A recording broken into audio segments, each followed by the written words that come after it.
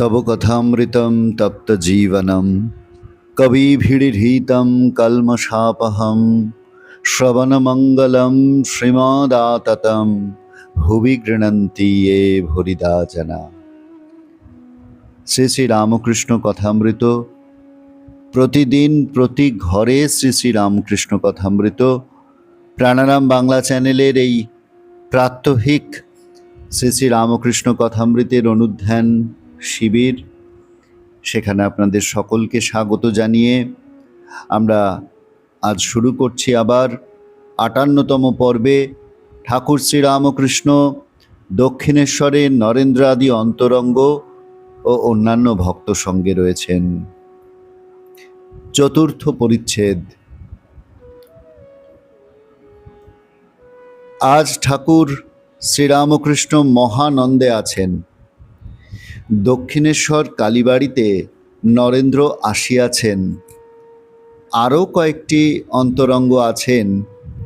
নরেন্দ্র ঠাকুর বাড়িতে আসিয়া স্নান করিয়া প্রসাদ পাইয়াছেন। আজ ৩১শে আশ্বিন শুক্লা চতুর্থী তিথি ১৬ই অক্টোবর ১৮৮২ সোমবার। আগামী বৃহস্পতিবার সপ্তমী তিথিতে শ্রী শ্রী দুর্গা পূজা। ঠাকুর শ্রীরামকৃষ্ণের কাছে রাখাল, রামলাল ও হাজরা আছেন। নরেন্দ্রের সঙ্গে আর দু একটি ব্রহ্মজ্ঞানী ছোকরা আসিয়াছেন। আজ মাস্টারও আসিয়াছেন। নরেন্দ্র ঠাকুরের কাছেই আহার করিলেন। আহারান্তে ঠাকুর শ্রীরামকৃষ্ণ তাহার ঘরের মেঝেতে বিছানা করিয়া দিতে বলিলেন। নরেন্দ্রাদি ভক্তেরা, বিশেষত নরেন্দ্র, বিশ্রাম করিবেন। ঠাকুরের মাদুরের উপর লেপ ও বালিশ পাতা হইয়াছে। ঠাকুরও বালকের ন্যায় নরেন্দ্রের কাছে বিছানায় বসিলেন ভক্তদের সহিত, বিশেষত নরেন্দ্রের সহিত। নরেন্দ্রের দিকে মুখ করিয়া হাসি মুখে মহা আনন্দে কথা কহিতেছেন। নিজের অবস্থা, নিজের চরিত্র গল্পচ্ছলে বলিতেছেন। শ্রীরামকৃষ্ণ নরেন্দ্রাদি ভক্তের প্রতি: আমার এই অবস্থার পর কেবল ঈশ্বরের কথা শুনবার জন্য ব্যাকুলতা হতো। কোথায় ভাগবত, কোথায় অধ্যাত্ম, কোথায় মহাভারত খুঁজে বেড়াতাম। এঁড়েদার কৃষ্ণকিশোরের কাছে অধ্যাত্ম শুনতে যেতাম। কৃষ্ণকিশোরের কি বিশ্বাস! বৃন্দাবনে গেছিল, সেখানে একদিন জলতৃষ্ণা পেয়েছিল। কুয়ার কাছে গিয়ে দেখে একজন দাঁড়িয়ে রয়েছে। জিজ্ঞাসা করাতে সে বললে, আমি নীচ জাতি, আপনি ব্রাহ্মণ, কেমন করে আপনার জল তুলে দেব? কৃষ্ণকিশোর বললে, তুই বল শিব। শিব শিব বললেই তুই শুদ্ধ হয়ে যাবি। সে শিব শিব বলে জল তুলে দিলে। অমন আচারী ব্রাহ্মণ সেই জল খেলে। কি বিশ্বাস! রেদার ঘাটে একটি সাধু এসেছিল, আমরা দেখতে যাব ভাবলুম। আমি কালীবাড়িতে হলধারীকে বললাম, কৃষ্ণকিশোর আর আমি সাধু দেখতে যাব। তুমি যাবে? হলধারী বললে, একটা মাটির খাঁচা দেখতে গিয়ে কি হবে? হলধারী গীতা বেদান্ত পড়ে কি না, তাই সাধুকে বললে মাটির খাঁচা। কৃষ্ণকিশোরকে গিয়ে আমি ওই কথা বললাম। সে মহা রেগে গেল আর বললে, কি হলধারী এমন কথা বলেছে যে ঈশ্বর চিন্তা করে, যে রাম চিন্তা করে আর সেই জন্য সর্বত্যাগ করেছে, তার দেহ মাটির খাঁচা? সে জানে না যে ভক্তের দেহ চিন্ময়। এত রাগ! কালীবাড়িতে ফুল তুলতে আসতো, হলধারীর সঙ্গে দেখা হলে মুখ ফিরিয়ে নিত, কথা কইবে না। আমায় বলেছিল, পৈতেটা ফেললে কেন? যখন আমার এই অবস্থা হলো, তখন আশ্বিনের ঝড়ের মতন একটা কি এসে কোথায় কি উড়িয়ে লয়ে গেল। আগেকার চিহ্ন কিছুই রইল না, হুঁশ নাই। কাপড় পরে যাচ্ছে, তা পইতে থাকবে কেমন করে? আমি বললাম, তোমায় একবার উন্মাদ হয় তাহলে তুমি বোঝো। তাই হলো, তার নিজেরই উন্মাদ হলো। তখন সে কেবল ও মোম বলতো, আর এক ঘরে চুপ করে বসে থাকতো। সকলে মাথা গরম হয়েছে বলে কবিরাজ ডাকলে। নাটাগড়ের রাম কবিরাজ এলো। কৃষ্ণকিশোর তাকে বললে, ওগো, আমার রোগ আরাম করো, কিন্তু দেখো যেন আমার ওমকারটি আরাম করো না। সকলের হাস্য। একদিন গিয়ে দেখি বসে ভাবছে। জিজ্ঞাসা করলাম, কি হয়েছে? বললে, ট্যাক্সওয়ালা এসেছিল, তাই ভাবছি। বলেছে টাকা না দিলে ঘটিবাটি বেচে লবে। আমি বললাম, কি হবে ভেবে? না হয় ঘটিবাটি লয়ে যাবে। যদি বেঁধে লয়ে যায় তোমাকে, তো লয়ে যেতে পারবে না। তুমি তো খ গো। কৃষ্ণকিশোর বলতো আমি আকাশবৎ। অধ্যাত্ম পড়তো কি না, মাঝে মাঝে তুমি খ বলে ঠাট্টা করতাম। হেসে বললাম, তুমি খ, ট্যাক্সও তোমাকে টানতে পারবে না। উন্মাদ অবস্থায় লোককে ঠিক ঠিক কথা, হক কথা বলতুম, কারুকে মানতুম না। বড় লোক দেখলে ভয় হতো না। যদু মল্লিকের বাগানে যতীন্দ্র এসেছিল, আমিও সেখানে ছিলাম। আমি তাকে বললাম, কর্তব্য কি? ঈশ্বর চিন্তা করাই আমাদের কর্তব্য কি না? যতীন্দ্র বললে, আমরা সংসারী লোক, আমাদের কি আর মুক্তি আছে? রাজা যুধিষ্ঠিরই নরক দর্শন করেছিলেন। তখন আমার বড় রাগ হলো। বললাম, তুমি কি রকম লোক গা? যুধিষ্ঠিরের কেবল নরক দর্শনই মনে করে রেখেছ? যুধিষ্ঠিরের সত্য কথা, ক্ষমা, ধৈর্য, বিবেক, বৈরাগ্য, ঈশ্বরে ভক্তি, এসব কিছু মনে হয় না? আরও কত কি বলতে যাচ্ছিলাম, হৃদে আমার মুখ চেপে ধরলে। যতীন্দ্র একটু পরেই আমার একটু কাজ আছে বলে চলে গেল। অনেকদিন পরে কাপ্তেনের সঙ্গে সৌরীন্দ্র ঠাকুরের বাড়ি গেছিলাম।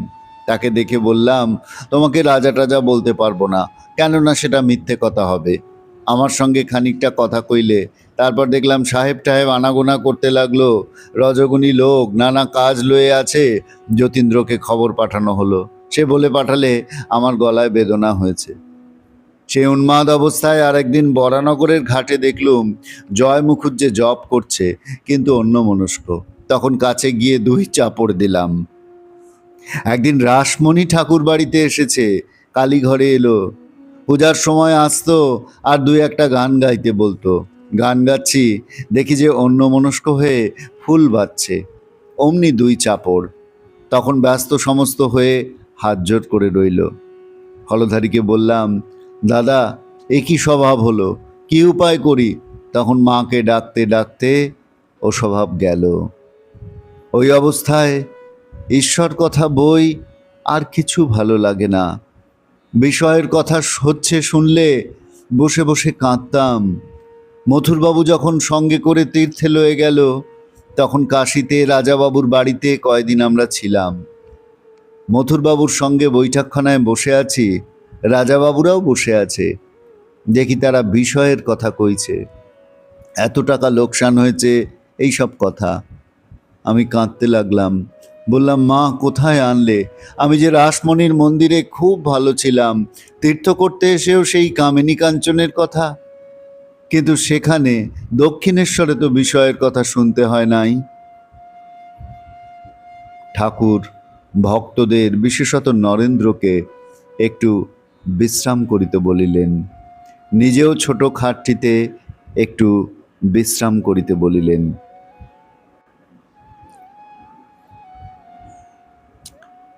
আমরা আজকে শ্রী শ্রী রামকৃষ্ণ কথামৃতের এই ঠাকুর শ্রীরামকৃষ্ণ দক্ষিণেশ্বরের নরেন্দ্রাদি ও অন্যান্য ভক্ত সঙ্গে এই অংশের 4র্থ পরিচ্ছেদটি পুরোটাই পাঠ করলাম। এখানে আমরা দেখলাম যে বেশ কয়েকবার মাস্টারমশাই একটি শব্দবন্ধ ব্যবহার করছেন, বিশেষত নরেন্দ্র। অর্থাৎ অনেকে রয়েছেন ঠাকুরের ঘরে, কিন্তু ঠাকুর শ্রীরামকৃষ্ণ দেবের দৃষ্টি, তার মনোযোগ, তার তার অ্যাটেনশন যে নরেন্দ্রের দিকে বিশেষ করে রয়েছে, সেটি কিন্তু মাস্টারমশাই খেয়াল করেছেন। এবং উপস্থিত যারা রয়েছেন তাদের মধ্যে নরেন্দ্র, পরবর্তীকালে স্বামী বিবেকানন্দ, তিনি যে বিশেষ, বিশেষের মধ্যেও তিনি যে বিশেষ, সেটি স্পষ্ট প্রতীয়মান, সেটিকে কখনো চাপা দিয়ে রাখা যায় না। এবং সেটি যার দৃষ্টি আছে, স্বাভাবিকভাবেই তার দৃষ্টিগোচর হচ্ছে। মাস্টারমশাই সেটি খেয়াল করেছেন এবং সে কারণে বিশেষত নরেন্দ্রের সহিত, বিশেষত নরেন্দ্রকে, এই কথাটি বারবার আসছে এই একটি ছোট্ট পরিচ্ছেদের মধ্যে আমরা খেয়াল করলাম। ঠাকুর আজ মহানন্দে আছেন। কখন যে তিনি মহানন্দে নেই সেটিই হচ্ছে প্রশ্ন। সর্বদাই তিনি আনন্দে রয়েছেন, তিনি আনন্দময়। তিনি বিশ্বাসের কথা বলছেন এবং বলতে বলতে নরেন্দ্র, অন্যান্য যারা ভক্ত রয়েছেন তাদের সম্মুখে কৃষ্ণ কিশোরের বিশ্বাসের কথা বললেন। কথা বলতে বলতে তার নিজের অবস্থার কথাও আসছে, তার উন্মাদ অবস্থার কথা আসছে। ভগবানের চিন্তা করতে করতে তার যে উন্মাদ হয়েছে সেই অবস্থাটির কথা আসছে, যে সময় তার কাঁধে ব্রাহ্মণের চিহ্ন পৈতেটি পর্যন্ত থাকছে না। তিনি নিজেই বলছেন কাপড় পড়ে যাচ্ছে, তা পৈতে থাকবে কেমন করে। কৃষ্ণ কিশোর একদিন বসে ট্যাক্সের কথা চিন্তা করছেন। যখন তিনি উচ্চ অবস্থায় থাকেন তখন তিনি নিজেকে খ বলেন, আকাশবৎ বলেন। ঠাকুর সেটি নিয়ে কিঞ্চিত মজা করছেন। যদু মল্লিকের বাড়ির কথা বলছেন। সংসারী লোক যতীন্দ্র নামক একজন বলছেন, আমরা সংসারী লোক, আমাদের কি আর মুক্তি আছে? রাজা যুধিষ্ঠিরই নরক দর্শন করেছিলেন। ঠাকুর এই ধরনের নেগেটিভ ভাইবস তৈরি করতে দিতেন না, কাউকে পছন্দ করতেন না। সব সময় একটা পজিটিভিটি তাকে ঘিরে থাকতো এবং তার কাছে যারা আসছে তারাও সেই সদর্থক চিন্তা, তারাও সেই ইতিবাচক চিন্তা, সেটিতে সমৃদ্ধ হতেন, সেটিতে পুষ্ট হতেন। স্বাভাবিকভাবেই এই যুধিষ্ঠিরের এই মহাজীবনের কথা মনে না রেখে কেবলমাত্র তার ওই নরক দর্শনটুকু মনে রাখা, এইটিকে ঠাকুর মোটেই ভালোভাবে দেখলেন না এবং তিরস্কার করলেন। উন্মাদ অবস্থার কথা বলছেন, রানী রাসমণির কথা বলছেন। রাসমণি এসেছেন কালীঘরে, গান গাইছেন ঠাকুর, তিনি ফুল বাচ্ছেন আর অন্যমনস্ক। অমনি ঠাকুর তাকে দুটি চাপড় দিলেন। আবার নিজেই অনুভব করেছিলেন যে এই স্বভাব খুব একটা সুবিধের স্বভাব নয়, তাই মায়ের কাছে প্রার্থনা করেছিলেন। বলছেন মায়ের কাছে ডাকতে ডাকতে ও স্বভাব গেল। তারপর ওই অবস্থার ভেতরকার কথাটি বলছেন যে ওই অবস্থায় ঈশ্বর কথা বই আর কিছু ভালো লাগে না। কোথাও বিষয় চিন্তা হচ্ছে, কেউ বিষয় চিন্তা করছেন,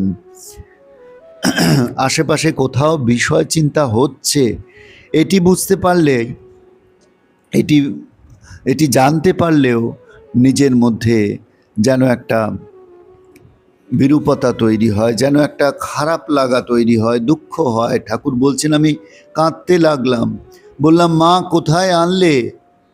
তীর্থে গিয়ে যখন তিনি দেখছেন মানুষ তীর্থে বিষয় চিন্তা করছে, কাশীতে রাজাবাবুর বাড়ির কথা বলছেন, তখন তিনি কাঁদছেন। ছোট্ট একটি পরিচ্ছেদ, কিন্তু এখানে শ্রীরামকৃষ্ণের এই কান্না আমাদের যেন বিস্মিত করে। মানুষ বিষয় চিন্তা করছে, সে ঈশ্বর চিন্তা করছে না, ঈশ্বর বিমুখ জীবনযাপন করছে।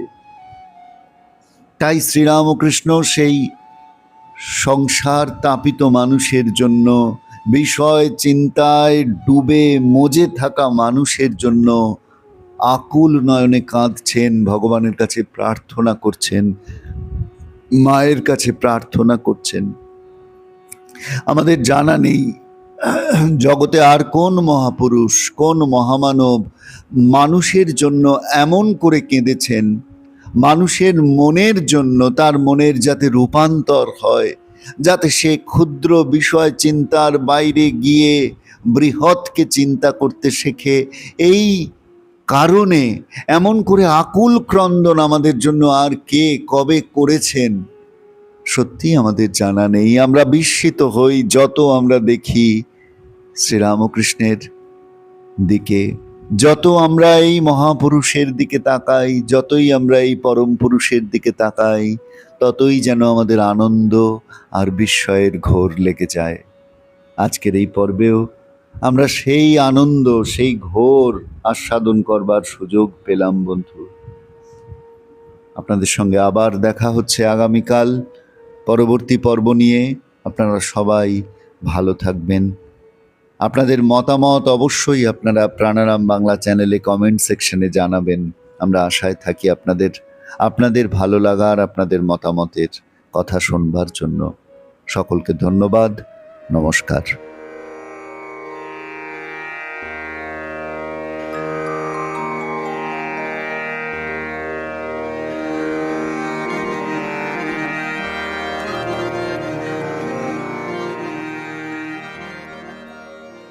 প্রাণারাম।